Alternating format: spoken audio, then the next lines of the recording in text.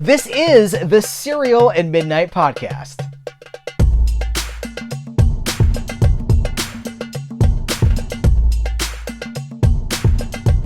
Howdy guys, welcome to the Cereal and Midnight podcast. My name is Heath Holland, and I hope that you are ready for some hot iron and cold blood, because we are talking about a brand new anthology of the Weird West that is hot off the press from Death's Head Press. I'm talking to the editor, Patrick R. McDonough, and the writer of the foreword, R.J. Joseph, aka Rhonda Jackson Garcia.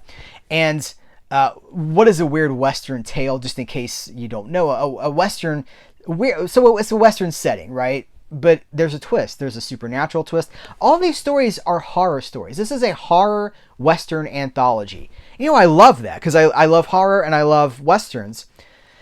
It's so funny to me when people say, Heath, I don't like Westerns, or Heath, I don't like horror, because I think it was Roger Ebert said that when people say they don't like a genre, what they mean is like, I don't like that Western story. You can't dismiss an entire genre because the story is what matters. The setting, a good story transcends the setting, and it just becomes about people and their hopes, their fears, their dreams, their foibles, and do they overcome them? Do they not?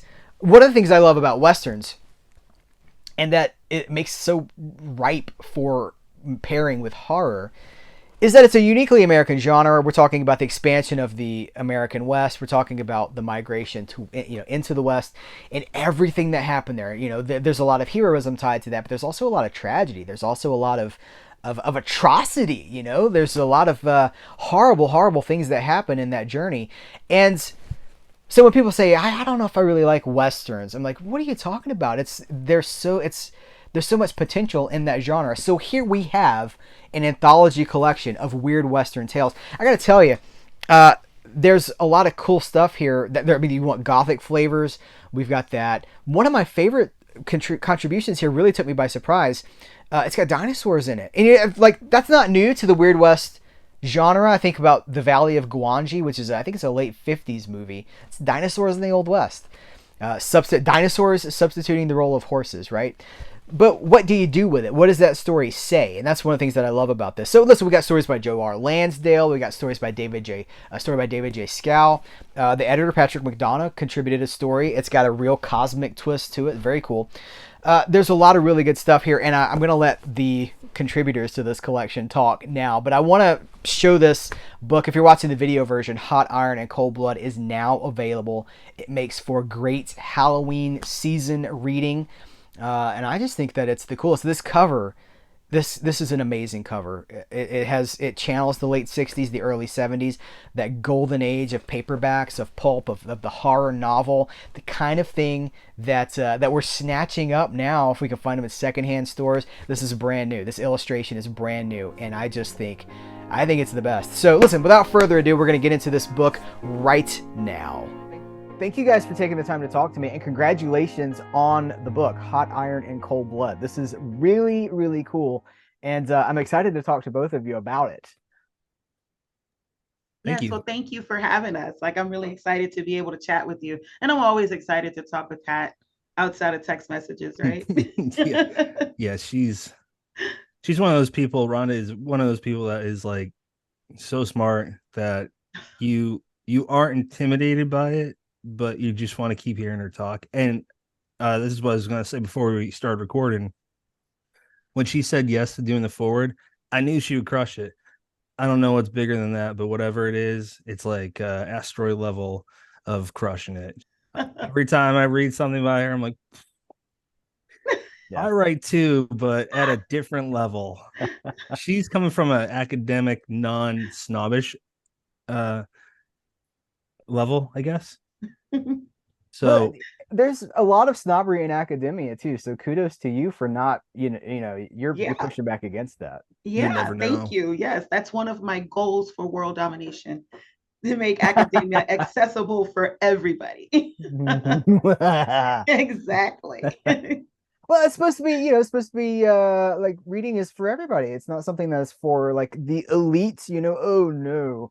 And especially a collection like this, an anthology of Weird West tales. Let's start there. There are gonna be people who are watching this. They're like, what's Well, they're gonna be like, one, westerns, ugh, no, and they're gonna be like, what's the Weird West? So let's talk about both of those things because I love both of them. But like, what is a Weird West tale? Rhonda.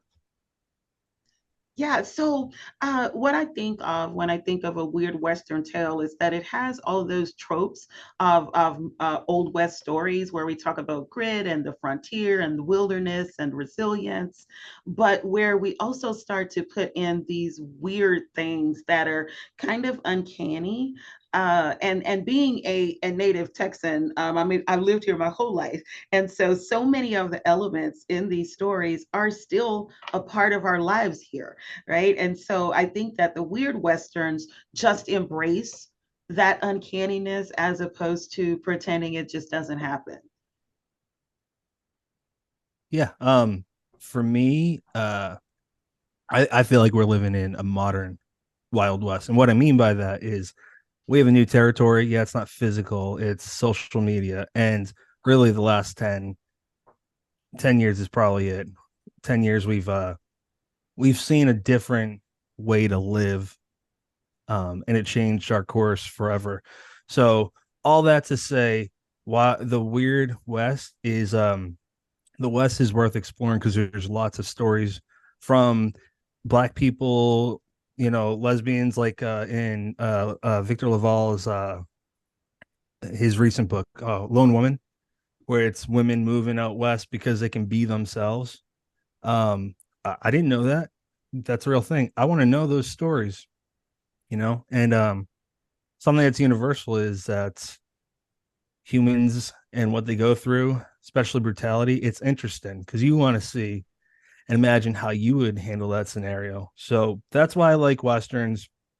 I like the more gritty, real version. Like I like realism, but with the weird aspect, that is just you're embracing, typically leaning towards supernatural or something that's really unexplainable, which could fall under probably either supernatural, paranormal, and it's just like with Hot Iron, it's really different.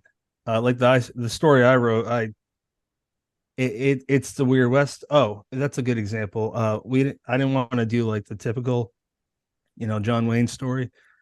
Um, but with mine, I put it in Montana, and it's part of the Wild West that you don't see too many stories about. And there's a little girl that wished upon a star, and things get strange. So Can we things say it's a like that. little Lovecraftian? Like I detect Yeah, some Lovecraft there. sure. Mhm. Yeah. But it was heavily inspired by John Langan's The Fisherman. The that there's towards the end there's this behemoth, and I just stuck to the details. John's a hell of a writer. So I was thinking of that story with my wished upon star. Hmm. Well, what I love about the format of this is that the stories can go anywhere. And you talk a little bit, I think it's in your afterword, you talk a Mm-hmm. little bit about how you pace it, like you segment it in a certain you order it in a certain structure so that you have like a flow and a rise. Uh it's different flavors, everything's got a different tone to it. And there's some that are kind of funny, and then there's some Mm-hmm. that are kind of intense, and then there's some that are scary, and some that like it's a whole like gothic. Um, that's one of the things that I love about this. How did you? I mean, you do have we have intros, we have the afterword here, but I do want to find out a little bit like how did this come to be? Because this is your first anthology that you've edited, right, Patrick? Yeah, yeah. It's the third book I've edited. I was a beta reader for my one of my best friends, Brent LaFaro, released Slattery Falls. It's a really fun New England ghost story. I beta read it, but my version of beta reading would be comparable to like a I don't know if this is the proper title, but like a content editor. Like I'm looking for contingencies, um, and whatnot, and I leave basically I'm saying every page is covered in red, like red ink. Um, and then I really edited actually with Patrick C. Harrison III, who used to own Deathshead Press. Without him, this book doesn't exist. So forever I will be grateful to him.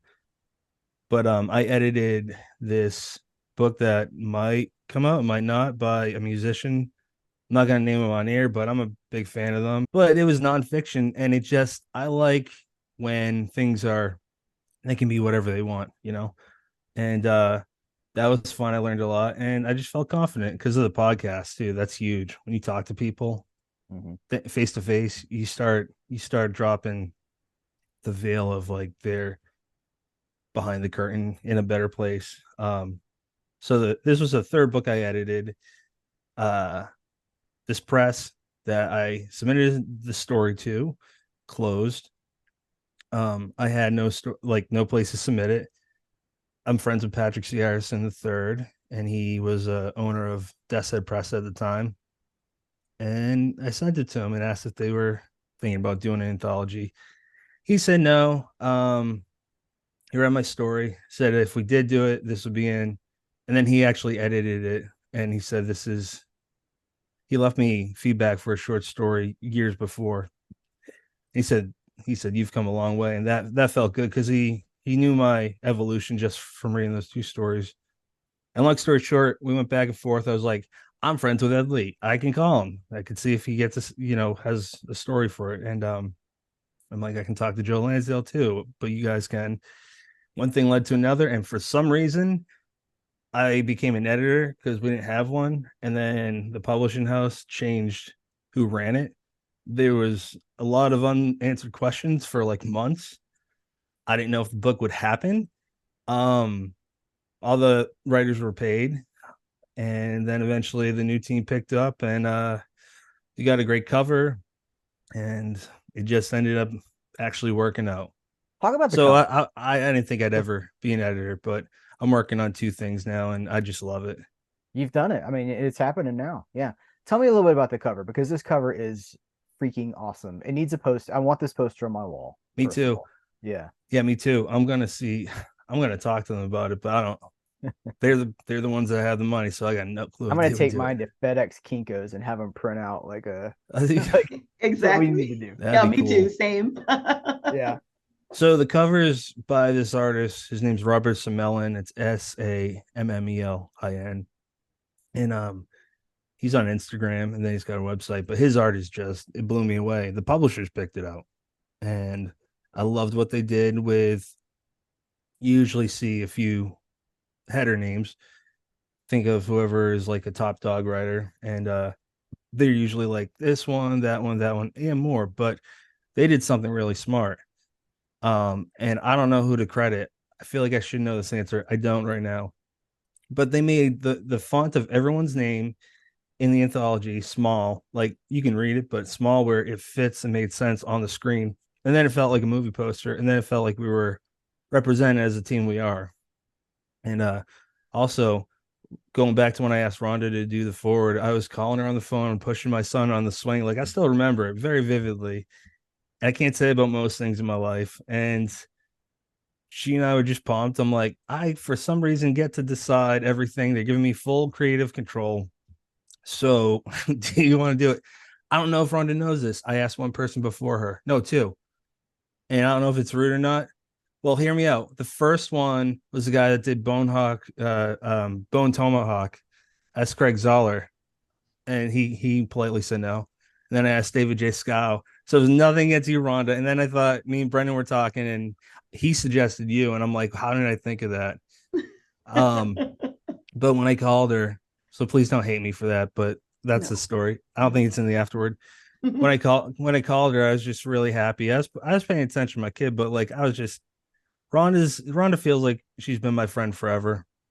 And I've only known her for like 3 or 4 years. So that's my answer. It's very long. I hope I answered Yeah, the you did. question. But in the next anthologies that Rhonda contributes to, there's going to be a story about an editor that betrayed her and did not. Of course. No, no, no. That's how the business goes. I'm just glad that my name came up at all. Like that's always an honor anyway, regardless to the order. Weren't It you? really is a great contribution. And Rhonda, I did want to ask you. So, I come from a lot of movie stuff. I'm kind of a movie guy, as you can see, right? Yeah. Um, I so love I talk a lot about the love it. Western genre, the Western film genre, and how Mhm. people will constantly say to me, Westerns are over, even though there's like a renaissance right now with Westerns because we're getting so many. Hmm. Because it's a great format to package. It's all about the themes, is what I'm getting at. It's the themes are timeless. The themes resonate with who we are, our ambitions, uh our faults, the thing that are the worst of us comes out in these movies. And I feel like people can kind of miss this.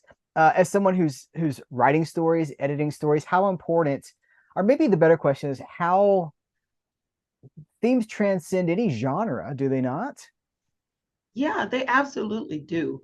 I think that genres just allow us to put them in packages that different people might prefer over others. But these themes are universal, and I think that the tropes that even traditional westerns bring out, like I still listen to the old radio shows, the Gunsmoke and the different ones, and I remember thinking that these are all things that we're all dealing with. Like there's the father who sees his child grow up and they want to go off to get an education, but he needs help at home. I mean, some of my students are going through these same things, right? So Yeah. those the themes are universal, and I think that just packaging them in these different genres gives people a different choice to make, right? So you can read Mhm. about these themes in romance, you can read about them in horror, you can read about them in westerns, you can read about them in sci-fi, just kind of whatever flavor you like best. Yeah. And if you don't want to pick up on the themes at all, which some people don't, then you don't have to, you just get a cool story out of it. How did you, Patrick, how did you choose the selection of title of stories that are here? Did you solicit for them, or like what was the process there? I got to invite. I pitched the main idea. Like I said, I don't know why they were like, we have done anthos in a while. They don't make a lot of money. Sure, you can pick a kid, even though you have no track record. Hold on, is that true? They don't make a lot of money? Like anthologies don't sell well? No, that I mean, even with a big trade, Hmm. publishers like let's see. I think the exception are ones like Jordan Peele's that just came Hmm. out there screaming, dude. I know we're talking about Hot Iron and Cold Blood, but that book, oh my god, that book is Yes. remarkable. We just had two guests for that on the show, and they. Sorry, I'm gonna stop talking about another book. Let's talk No, about it's Hot okay. I Iron. mean, listen, we're just hanging out here. They So don't make a lot of money though. That's what I'm told. Yeah, no, I they know. really don't. Yeah, they just don't. There's such an acquired taste, I think. I think that short stories are something that everybody just isn't attracted to. And so that's kind of the thing in, especially in horror. The anthologies just don't make a ton of money. They're usually used for more for exposure for the writers. So like when you have people that have read your short stories in these anthologies, it may open up to other, avenues for you, other opportunities, but nobody's going to get rich on anthologies. I mean, unless they're Jordan Peele. Yeah. Exactly. do you guys think, I want both of your perspectives on this because in the movie sphere, people are always saying, "Oh, that movie wasn't scary, so it's not horror." Like there's a diminishment of horror if it doesn't personally scare you. Do you see any of that in fiction or any of that, talking about an anthology thing like this? Do you see any pushback against that's not scary, so let's just say it's not horror. Okay, for instance, David Scow's story, it's not scary. It's not, it's got dinosaurs in it. It's kind of Mhm. satirical. Um, can you talk to me a little bit about that? Rhonda. Yeah, they're I swear every other week on social media there's a discussion about what is horror, what Yeah, is not horror. a lot of And gatekeepers. yeah, and honestly, those discussions are exhausting to me because I, Mhm. I feel like horror is such a spectrum. And because the things that scare us tend to be very personal and very individualized, that some of the things that do happen, like, They're they coming may for you. yeah, they may scare me, but I mean, maybe they don't scare you. So, I mean, I think it's very reductive to just kind of say, "Whoa, well, Mhm. that's not scary," but like to whom?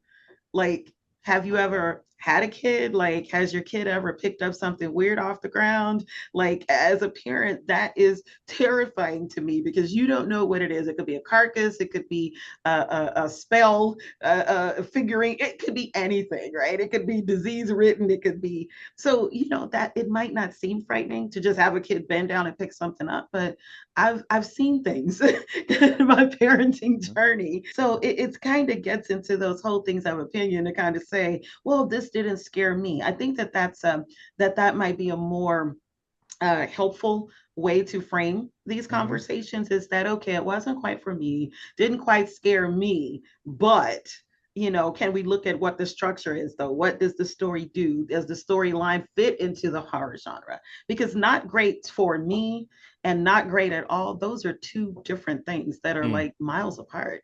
So yeah, I think that it would be a little more productive to have those conversations by just saying it just didn't fit for me. But somebody else might like that. Somebody else might be terrified by that. Like, I'm terrified by things that other people kind of go, oh no. And I'm like, you don't know where my brain goes. You don't know where that story takes me, where that little detail went. So yeah, it can be kind of annoying, but we do see that all the time. You see it all the time. What's next for you guys? I mean, like, congratulations. What's next? No, I don't mean it like that. No, But that's like, fine. what's further down the road for you guys?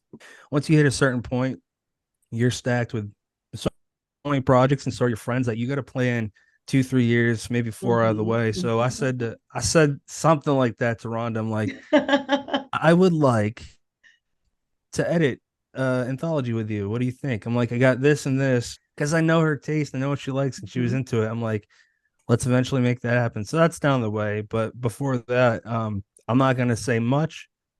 There is It's not bought yet. There's no publishers that bought it yet. So I'm not binded by like not saying nothing. But long story short, the sequel thematically and spiritually to Hot Iron Cold Blood has been in the works for like a year and a half. And I'll just say my friend Jill Girardi's attached to it. She has the first story in there because it deserved it. I asked Rhonda if she'd want to be in it. That's the only person I'll say because like things might change. But I asked Yeah, for sure. Rhonda and she said yes. And yeah, so that's what we got planned.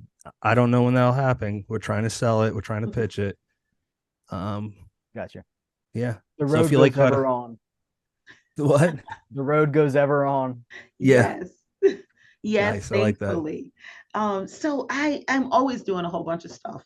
So I have a holiday, warm family holiday story coming out in an anthology with the Seventh Terrace called Solstice in Purgatory. But it's a horror anthology, so these stories aren't very warm and cozy. I am also working on editing the new line of novellas with Raw Dog Screaming Press. And so Ooh. we put out the first one by Bleak Houses by Kate Mayamura. Wonderful, wonderful reception. The next one is in pre-orders right now. It's 12 Hours by Elle Marie Wood.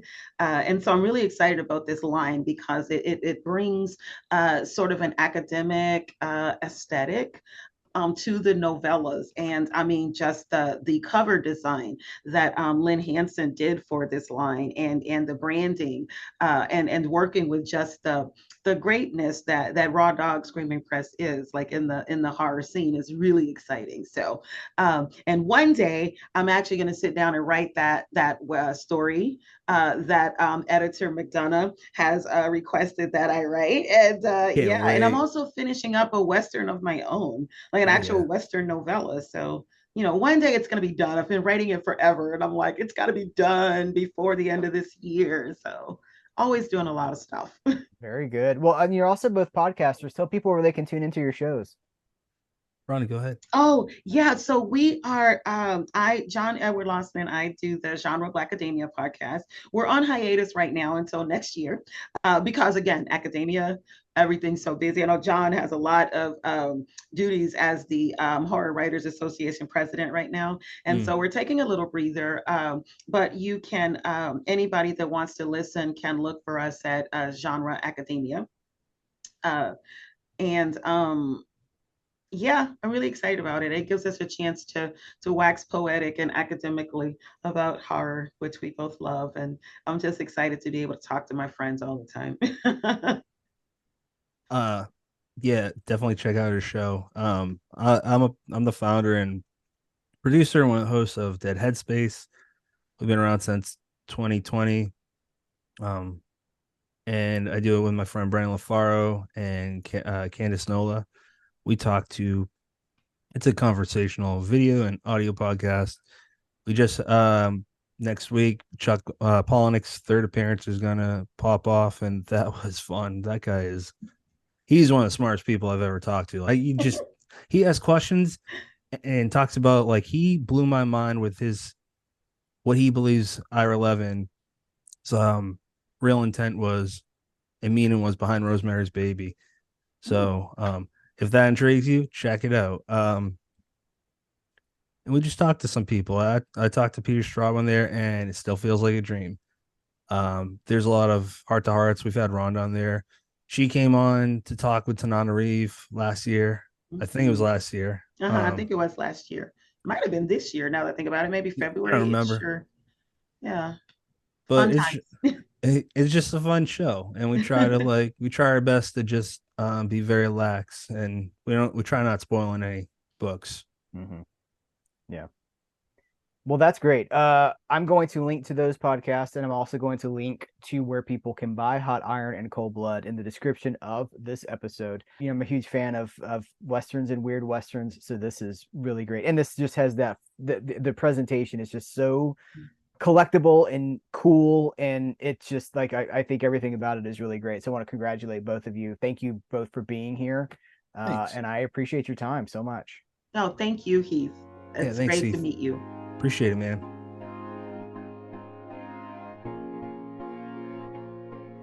Again, I want to thank both Patrick and Rhonda for taking the time to talk to me about this. We don't do a lot of book coverage here at Cereal at Midnight. It's something I would like to do more of, so this is sort of a step toward that direction. I would love to get feedback from you guys about this. You know, my concern kind of is that I've been so movie-centric that when I talk about other things like music or like novels or even comics, that you don't associate Cereal at Midnight with that anymore, and so that doesn't necessarily resonate. So where my peeps at? I need you guys, I need the readers out there to let me know that you're there, that you're seeing this coverage. I need you to support these writers, support them not just by buying the book, but go check out their podcast. Again, links in the description of this video. And you can also support Cereal at Midnight by subscribing, by rating, by reviewing. If you're watching this on YouTube, you know the drill. Thumbs ups, comment.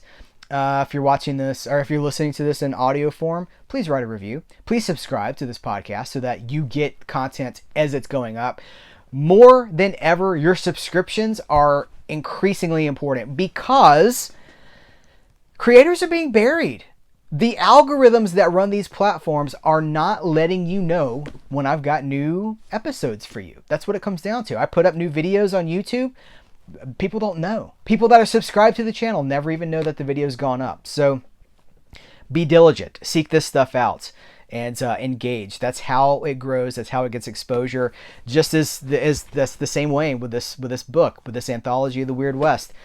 The more you can talk about it, the more you can share it, the more you can hype it, the more you support it, the better it is for stuff like this. We support things with our dollars, with our time, and that's how we get more things like that. So if you want more cool Weird West tales, you got to pick it up. Thank you so much. I appreciate you. I should mention you can also do a YouTube membership for Cereal at Midnight. It's $5. You get exclusive videos. You find out what's coming on down the line. So it's like a Cereal at Midnight insider thing, and it's $5, and it honestly really helps the channel. And you can also head over to Patreon, where there's an archive of over 150 exclusive videos. There's a whole bunch of perks that go with that. Without the Patreon support, YouTube, given where it's at right now, would I still be doing this? I don't know. I honestly don't know. Patreon is really keeping a lot of this stuff alive. You guys are keeping this stuff alive. So whatever you can do to share Cereal at Midnight and to support Cereal at Midnight, well, I thank you, partner. I thank you mighty kindly. So let's talk about the book. Let's continue a conversation about this book wherever you're checking this out, and we'll keep the conversation going. Listen, I got a lot more cool interviews headed your way coming really soon. So take care. Until next time, I will catch you later.